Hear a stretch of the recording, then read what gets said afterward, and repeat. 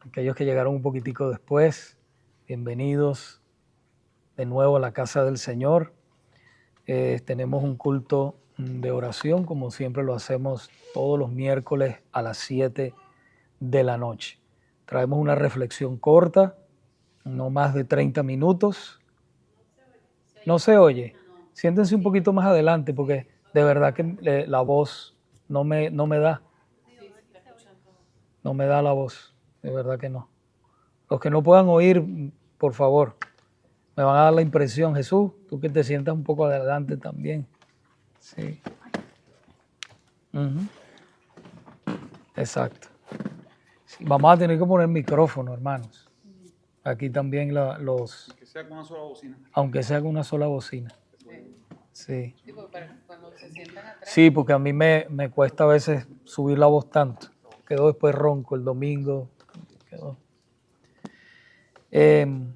Les decía que tenemos el culto de oración, son no más de 30 minutos, lo hacemos 25-30 minutos la reflexión y entonces dejamos un buen tiempo para la oración. Recogemos las acciones de gracia, las peticiones materiales, después las de salud y también las espirituales. Estamos orando y clamando por todo eso. ¿Okay? Entonces les voy a pedir en esta noche que vayan a sus Biblias en la última carta del apóstol Pablo que estuvimos predicando, a ver si se acuerdan. ¿Cuál fue? Que la terminamos. Primera de Corintios, capítulo 15, versículo 58. Vamos a estar hablando de esta reflexión hoy y vamos a estar hablando de estar firmes y constantes, creciendo en la obra del Señor. ¿Cuándo? ¿A veces? No. Siempre. Siempre. A pesar de las dificultades, de las tribulaciones, de los problemas, de todo lo que está sucediendo en este mundo, el Señor está en control. Amén. Cristo reina, Él está en el trono. Amén. Así que no estamos preocupados por eso. Dice la palabra del Señor que somos extranjeros y peregrinos en este mundo. El Señor dice que en el mundo tendréis aflicción, mas confiad, yo he vencido el mundo. Y no solamente que vivimos en este mundo, un mundo caído, ¿verdad? Dice la palabra que Satanás es el príncipe de este mundo. ¿Okay? Pero Él no tiene nada en nosotros. Él no tiene nada en nosotros. Nosotros somos de Cristo. Entonces dice la palabra del Señor en Primera de Corintios, capítulo 15, versículo 58.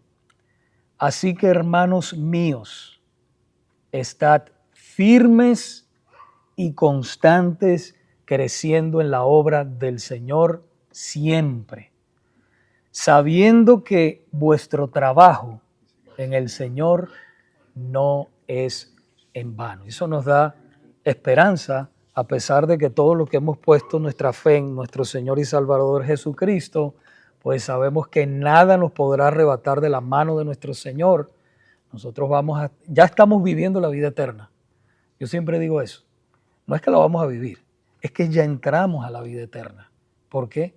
Por lo que el Señor hizo en la cruz por nosotros y porque sabemos que esta salvación tan grande no se va a perder jamás. No la vamos a perder jamás. Entonces ya estamos viviendo la vida eterna. No quiere decir que hemos entrado, no voy a decir la gente, no, el pastor ya dijo que estamos en el cielo. No, no estoy diciendo eso. No hemos entrado a la glorificación todavía. Todavía no. Todavía no. Y por eso pasamos todo lo que estamos pasando. Y vamos a pasar muchos más. Y hay hermanos en el mundo que están pasando pruebas peores que nosotros. Peores. Pero bueno, qué bueno, hermanos, que número uno tenemos un refugio que es nuestro Señor. Número 2, nos tenemos nosotros como hermanos. ¿Qué pasa? ¿A dónde nosotros tenemos que correr cuando estamos atribulados, cuando estamos en momentos difíciles? A los brazos de nuestro Señor, a la casa de Dios, con nuestros hermanos. ¿A quién yo voy a llamar cuando yo estoy en sufrimiento y cosas difíciles? ¿A quién? A un hermano, a una hermana. Hermano, mira, ora por mí, ¿verdad? Si estoy pasando por momentos difíciles, no voy a dejar de venir a la iglesia. Al contrario, voy a venir más todavía a la iglesia. Porque yo sé que ahí yo voy a encontrar la liberación, la fortaleza, consuelo verdadero de gente que verdaderamente me ama a mí. Porque tenemos en común ¿qué? El Espíritu Santo. Hemos sido bautizados con un mismo Espíritu. Y gloria a Dios por eso. Entonces, mis hermanos, hoy vamos a hablar de 3 características importantes en la vida de todo cristiano. Número 1, permanezcamos firmes y constantes. Número 2, trabajemos con entusiasmo para Dios.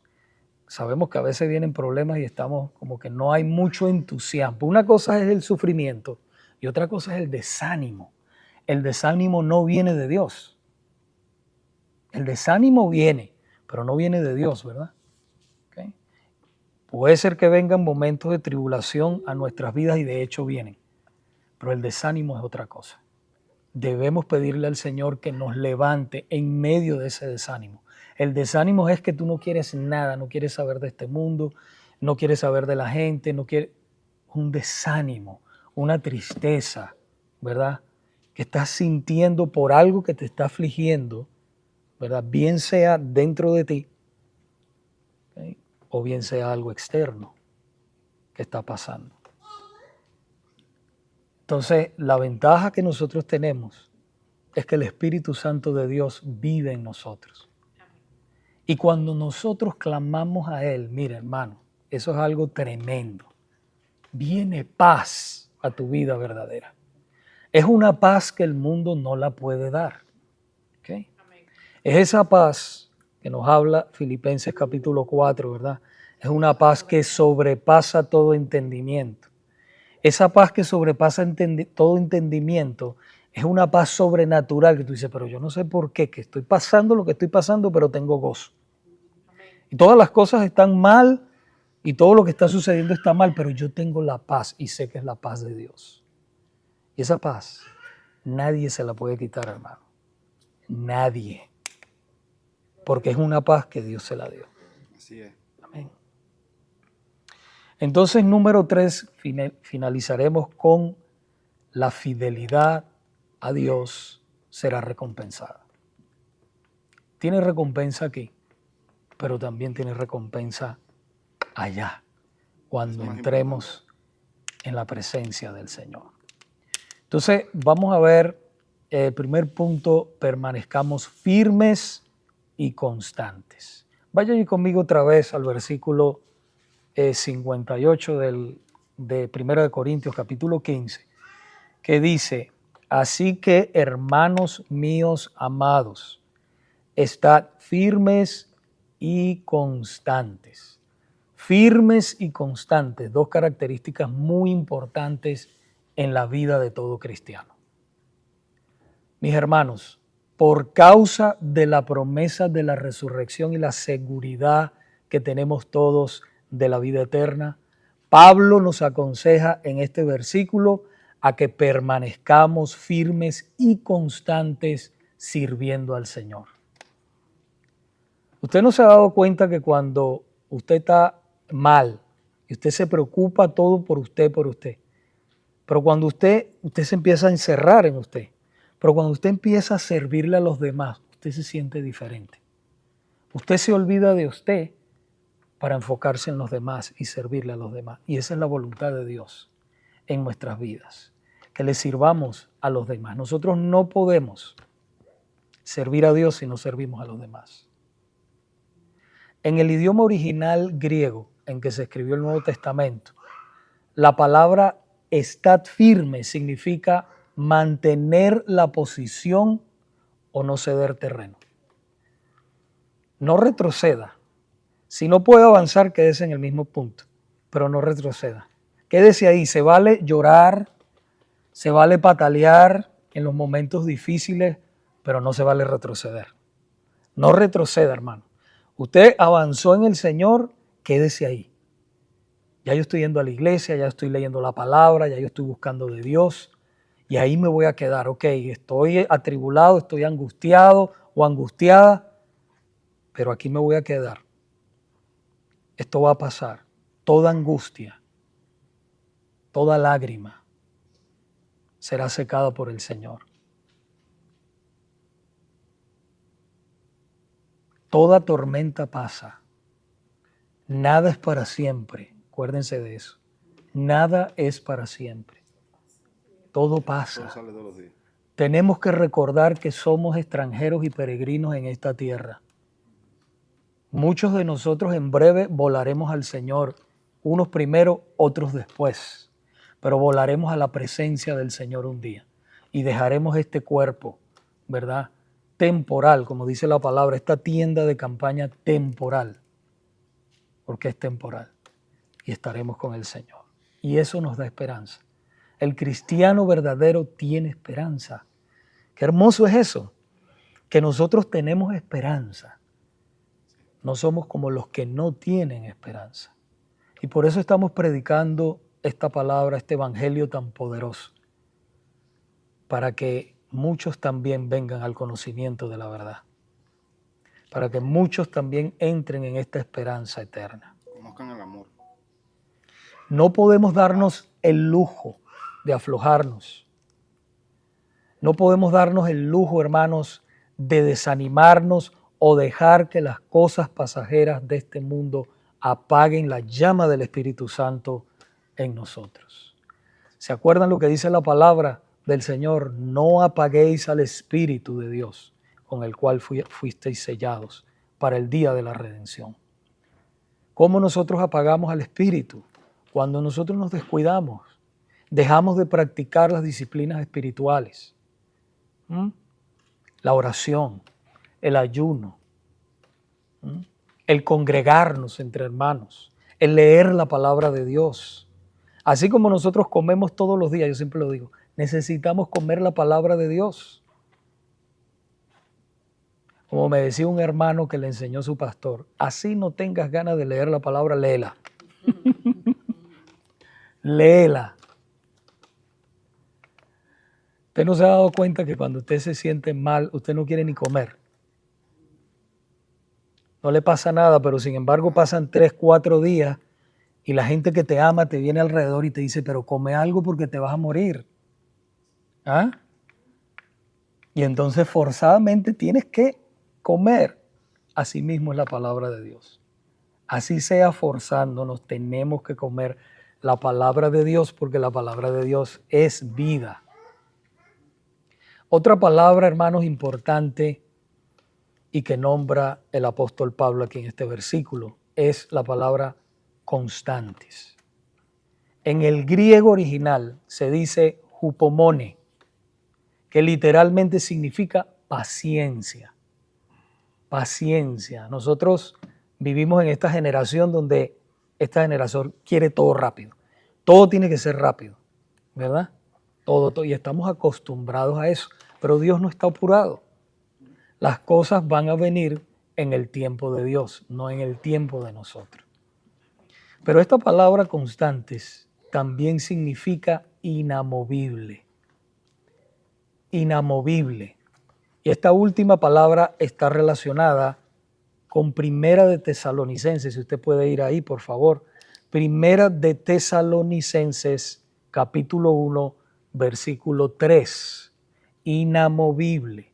Primera de Tesalonicenses, capítulo 1, versículo 3. Donde allí Pablo les dice a los hermanos de Tesalónica que ellos eran ejemplo a los demás de la obra de fe, del trabajo de amor y de la constancia en la esperanza en nuestro Señor Jesucristo. Si alguien lo puede leer, por favor, literalmente. ¿Lo pueden leer? Acordándonos sin cesar delante del Dios y Padre nuestro de la obra de vuestra fe, del trabajo de vuestro amor y de vuestra constancia en la esperanza en nuestro Señor Jesús. Jesucristo. Así es. Amén.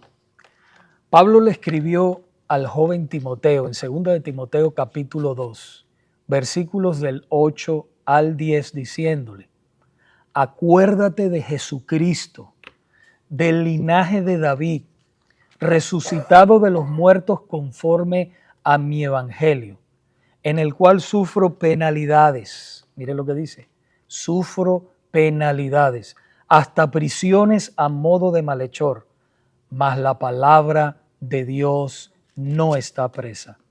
Por tanto, todo lo soporto por amor de los escogidos, para que ellos también obtengan la salvación que es en Cristo Jesús, con gloria eterna. Amén. Amén. Hay esperanza. Dice que todo lo soporto. Por eso siempre digo, hermanos, que cuando el Señor a nosotros nos salva y nos deja aquí, porque ustedes saben que hay muchas personas que el Señor los salva y se los lleva. Uno de los ejemplos que vemos en la Biblia es el ladrón en la cruz. Pero también eso lo hemos visto muchas veces, a veces en un hospital, donde la gracia de Dios se manifiesta en una persona que está enferma y esa persona se va, ¿verdad? Y se va a la presencia del Señor. Pero yo siempre me pregunté, ¿por qué el Señor nos deja aquí a nosotros después que nos salva?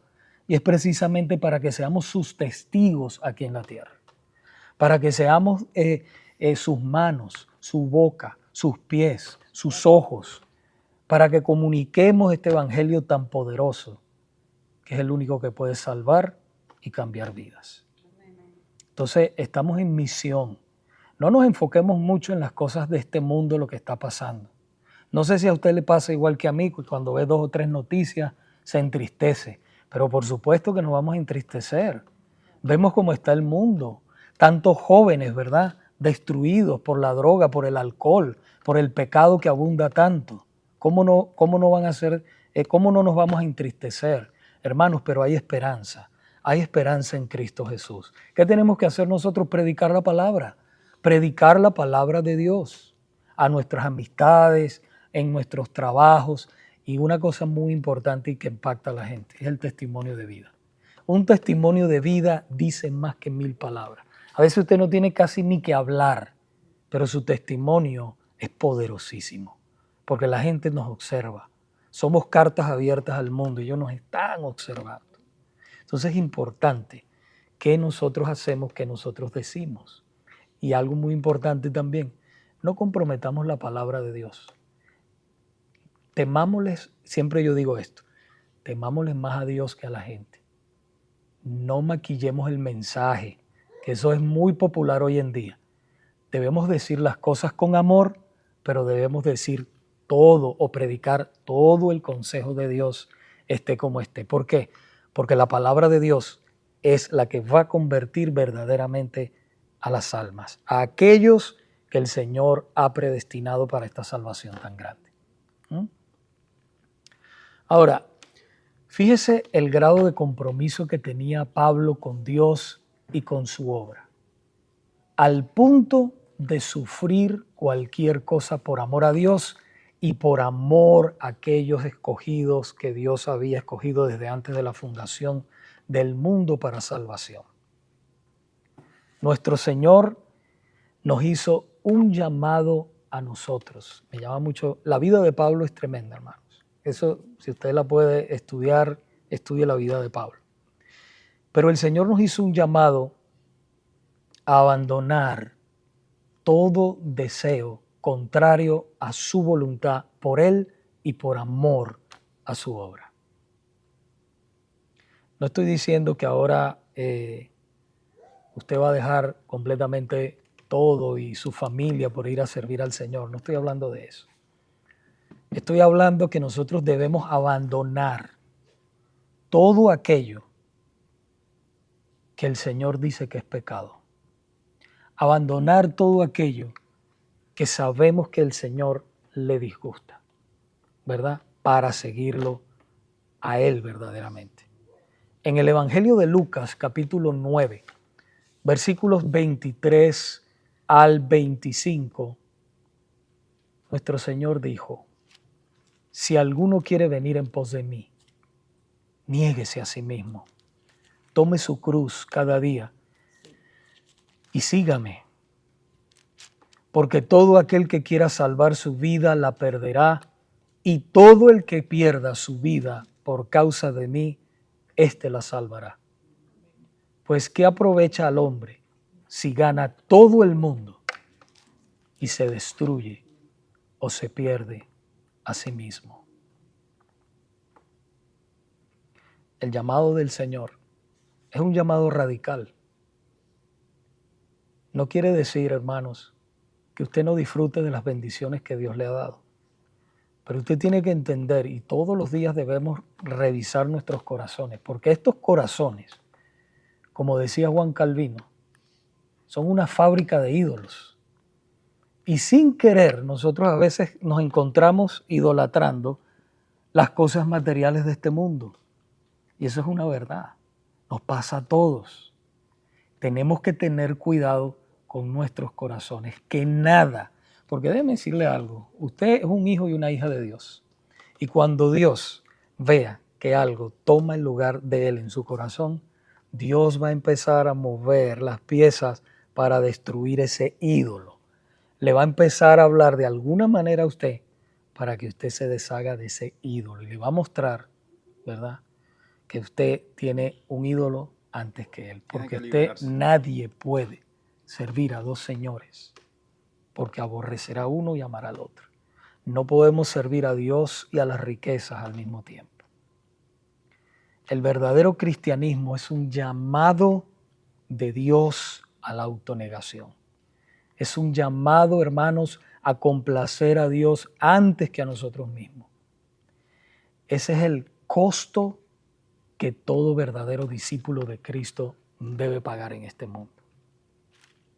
Otra característica importante en la vida de todo creyente es que siempre debe estar dispuesto a trabajar con entusiasmo para Dios.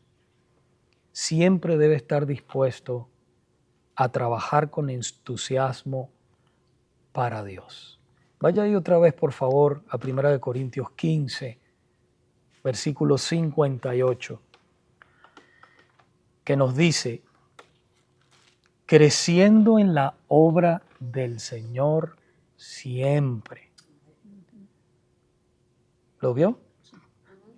Creciendo en la obra del Señor siempre.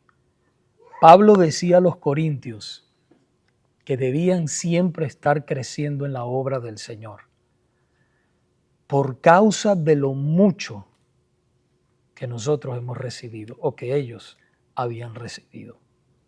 El término, hermanos, creciendo en la obra del Señor, significa ser abundante o numeroso, ir más allá. Esos hermanos o esas hermanas que tú no les tienes que pedir nada. Por ejemplo, como este hermano que vino aquí a lo del aire acondicionado. Yo lo llamé, pero yo nunca me imaginé que él iba a venir. Él está comprometido con servir al Señor. Y de repente yo miro así, él estaba ya en el termostato, jurungando el termostato, y vino, no, ¿qué les hace falta? Es algo que el Señor le ha puesto, un servicio al Señor, que no hay que estarle diciendo las cosas para que las haga, sino que se adelanta a las cosas, porque está comprometido, entiende que está comprometido con Dios. No con el pastor, no con los líderes, con Dios. Nuestro servicio es a Dios. Por supuesto, todos servimos juntos, ¿verdad? Unos en una posición, otros en otra, pero todos somos iguales para el Señor y todos somos importantes para Dios. Todos los cristianos tenemos la gran responsabilidad, y ahora voy a entrar en lo que es el Evangelio. Tenemos la gran responsabilidad de abundar en la obra del Señor. La única manera en que las personas, hermanos, sean salvas es a través, como dice la palabra, de la locura de la predicación, ¿verdad? de la predicación fervorosa y constante de todos los hijos de Dios. No es la tarea solamente del pastor, de los diáconos, no. Es la tarea de todos nosotros donde estemos. Siempre estamos conectados con personas, ¿verdad? Siempre. Podemos, hermanos, invitarlos a la iglesia. Podemos, hermanos, darle una palabra. Podemos orar por ellos. Siempre. No se necesita ser un teólogo para eso. Lo que se necesita es estar comprometidos con la obra del Señor. Fíjese lo que dice la palabra en 2 de Corintios, capítulo 5, versículos 18 y 19. 2 de Corintios, capítulo 5, versículos del 18 al 19. Aquí, hermanos, vemos que se nos ha entregado una responsabilidad muy grande como pueblo de Dios. Dice la Escritura, y todo esto proviene de Dios, quien nos reconcilió consigo mismo por Cristo y nos dio el ministerio de la reconciliación. Sabemos que les está hablando ahí en ese momento, ¿verdad? Les entregó primeramente a los apóstoles, pero sabemos que a nosotros también como iglesia. Y nos dio el ministerio de la reconciliación, que Dios estaba en Cristo reconciliando consigo al mundo, no tomándoles en cuenta a los hombres sus pecados, y nos encargó a nosotros la palabra de la reconciliación. Así que la responsabilidad de reconciliar al mundo perdido con Dios está en la iglesia. Está en la iglesia, en nosotros. Nosotros somos responsables, hermanos, de evangelizar esta generación. Nosotros no somos responsables de la generación que viene. No, nuestros hijos, nuestros nietos, si Cristo no ha venido por segunda vez, ellos son los responsables de evangelizar la próxima generación. Pero usted y yo sí somos, mientras el Señor nos tenga aquí, somos responsables de evangelizar esta generación. Y no debemos desenfocarnos, porque la tarea más importante de la iglesia es la evangelización del mundo. No solamente en la comunidad. Mis hermanos, la palabra del Señor nos dice, la gran comisión es el mundo, ir por todo el mundo y predicar el evangelio. Usted dirá, pero pastor, si nosotros arrancamos hace 5 años apenas, no importa, mi hermano. Ya gracias al Señor estamos apoyando una iglesia en Cuba y que el Señor nos permita apoyar otras en el futuro. Y no solamente eso, sino que de aquí se levanten misioneros. Hermanos, yo tengo eso y yo oro por eso y yo espero que usted también ore por eso. De plantar otras misiones en otra parte, otras iglesias. El plan de Dios para el mundo son las iglesias. Allí es donde el Señor salva, ahí es en donde el Señor edifica, ahí es donde el Señor prepara a los santos para la obra del ministerio. No cristianos aislados solos en sus casas, no es en la iglesia, hermano, pero una iglesia que predica la verdad, una iglesia que se consagra, una iglesia que ora, una iglesia que busca verdaderamente al Señor, que ama las almas perdidas y que ama a sus hermanos que se congregan cada domingo o cada semana. La actitud de cada hijo o hija de Dios debe ser, hermanos, lo que Pablo le dijo a la iglesia de Roma. Romanos capítulo 12, versículo 11. En lo que requiere diligencia. Mire qué hermoso.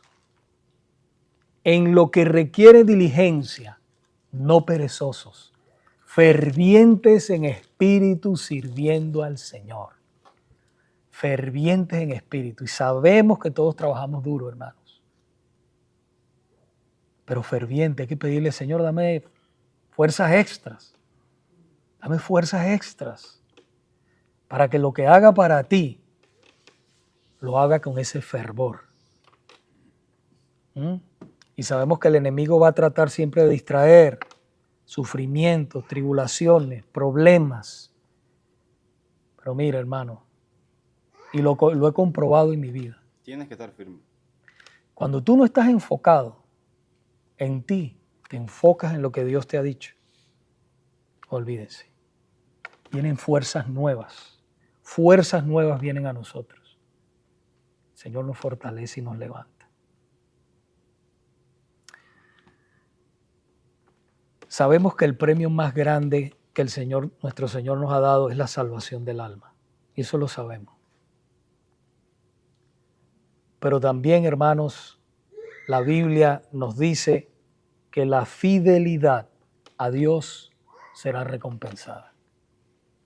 La fidelidad a Dios será recompensada. En estos breves minutos que me quedan, se lo voy a mostrar en unos cuantos versículos aquí en la palabra. Pero vaya allí otra vez al versículo 58 de Primera de Corintios, capítulo 15, que nos dice, sabiendo que vuestro trabajo en el Señor no es en vano. No es.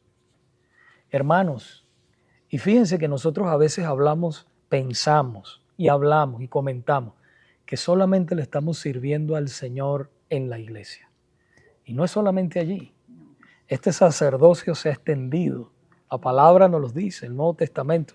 Este sacerdote, todos somos sacerdotes del Dios vivo. Donde quiera que usted está ministrando la palabra de Dios, en su trabajo, en su casa, está sirviendo constantemente. Gestos, acciones. Gestos, acciones. Exacto. Entonces, hermanos, sabiendo que vuestro trabajo en el Señor no es en vano. ¿Por qué no es en vano? Porque tiene recompensa en esta vida y en la venidera. Aunque en esta última parte del versículo 58 que ya leímos, no nos está hablando de las recompensas futuras. Sí nos dice que nuestro trabajo en el Señor no es en vano. Por eso es importante también considerar lo que las Sagradas Escrituras nos hablan en diferentes partes acerca de las recompensas que los creyentes recibirán por haber sido fieles al Señor en esta vida. Vaya a 2 Corintios de nuevo, por favor. Capítulo 5, versículo 10. 2 Corintios, capítulo 5, versículo 10. Nos dice, porque es necesario que todos nosotros compadezcamos ante el tribunal de Cristo, para que cada uno reciba según lo que haya hecho mientras estaba en el cuerpo, sea bueno o sea malo. Aquí, mis hermanos, debemos notar que este tribunal de Cristo no será para los que lo rechazaron. Ellos van a enfrentar otro juicio diferente. Este tribunal del que está hablando, 2 Corintios capítulo 5, versículo 10, está hablando del tribunal que enfrentaremos nosotros los creyentes. Está hablando de usted y de mí, que servimos al Señor. Pablo se refiere a todas esas actividades que los creyentes realizaron durante toda su vida y que se relacionan con servir al Señor. Estas son los que recibirán, depende de lo que usted haya hecho, lo que recibirá recompensa. Esto tendrá impacto en la eternidad. Ahora, todo lo que es relacionado con el pecado y que nos separaba de Dios, mis hermanos, eso está resuelto en la cruz del Calvario. Dios no lo va a juzgar a usted por el pecado. Ya eso ha sido perdonado, ya ese problema ha sido resuelto. Lo que nos separaba de Dios, que es el pecado, Cristo lo llevó en la cruz.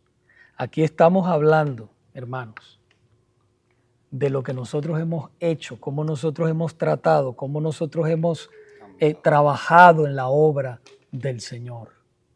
Allí, eso es, qué responsable, cómo tú has tratado la palabra de Dios, cómo la has predicado.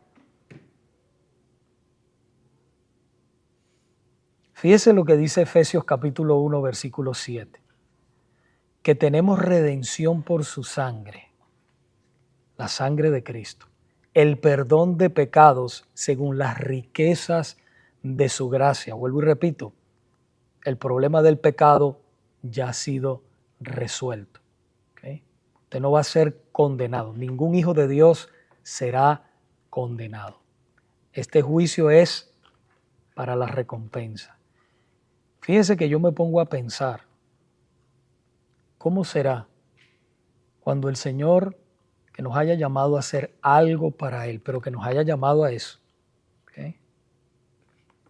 Y usted le diga al Señor que no, en esta vida? Usted le diga, no, Señor, es que tengo miedo a hacerlo. No, Señor, es que no tuve tiempo. Y usted esté parado delante del tribunal de Cristo. Sabemos que no va a ser condenado, lo sabemos. Pero ¿cómo nos sentiremos nosotros delante del Señor? Yo me pongo a pensar eso. ¿Qué excusa le daré yo a Dios? No hay paz. ¿Qué excusa le daré yo a Dios, verdad? De por qué no hice lo que tenía que hacer. ¿Usted se ha puesto a pensar eso? Pablo lo tenía bien claro cuando escribió a la iglesia de los romanos en el capítulo 14, versículo 10. Pero tú, ¿por qué juzgas a tu hermano? O tú también, ¿por qué menosprecias a tu hermano? Porque todos compadeceremos ante el tribunal de Cristo. ¿Está bien? Que está hablando de los creyentes. Puede ser que alguno de nosotros temamos al tribunal de Cristo, pero el hecho de que tengamos que rendir cuentas significa que le importamos a Dios, significa que a Dios le importa lo que nosotros hacemos, mis hermanos. Yo no estoy diciendo cómo va a ser en ese momento, porque la palabra de Dios no nos lo dice, ¿verdad? Pero sí nos dice que vamos a estar delante del tribunal de Cristo nosotros los creyentes. Y que yo sepa, un tribunal no es para pasarte la mano ni para... Habrá recompensas, ¿verdad que sí? Pero ¿cuántos de nosotros no hemos sido negligentes, ¿verdad? En algunas cosas que Dios nos ha mandado a hacer. Sabemos que nuestra negligencia, cuando nosotros nos arrepentimos delante de Dios y corregimos eso que en donde hemos cometido ese error, nos arrepentimos delante del Señor, seguimos adelante, el Señor nos perdona y seguimos adelante. Pero que yo haya llevado una vida donde yo me haya desenfocado totalmente de lo que Dios me ha llamado a hacer por las cosas materiales de este mundo, no sé cómo usted o yo nos vamos a sentir delante de la presencia del Señor en ese día.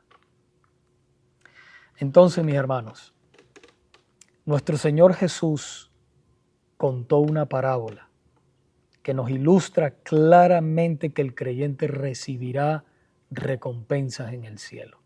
Vaya al Evangelio de Lucas, capítulo 14, versículos del 12 al 14. Él dijo, cuando hagas comida o cena, no llames a tus amigos ni a tus hermanos. ¿Puedes esperarlos? ¿Sí están ahí? Sí, 12. Es 14, Lucas 14, perdón que voy un poquito rápido. 14, Lucas 14, del 12 al 14. Sí. 14, 12, 14. Ajá.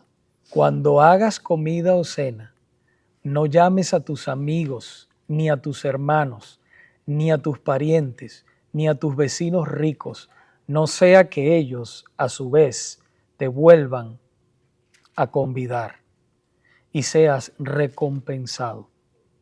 Mas cuando hagas banquete, llama a los pobres, a los mancos, los cojos y los ciegos, y serás bienaventurado, porque ellos no pueden recompensar, pero te será recompensado en la resurrección de los justos. Te será recompensado en la resurrección de los justos.